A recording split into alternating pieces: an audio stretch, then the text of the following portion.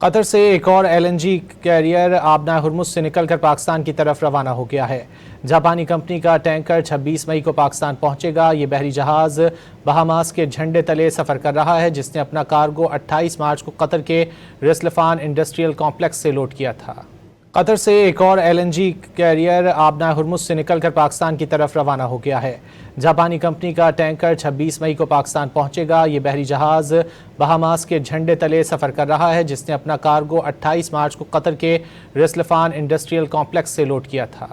قطر سے ایک اور LNG کیریئر آبنہ ہرمز سے نکل کر پاکستان کی طرف روانہ ہو گیا ہے۔ جاپانی کمپنی کا ٹینکر 26 مئی کو پاکستان پہنچے گا۔ یہ بحری جہاز بہاماس کے جھنڈے تلے سفر کر رہا ہے، جس نے اپنا کارگو 28 مارچ کو قطر کے رسلفان انڈسٹریل کمپلیکس سے لوڈ کیا تھا۔ قطر سے ایک اور LNG کیریئر آبنہ ہرمز سے نکل کر پاکستان کی طرف روانہ ہو گیا ہے۔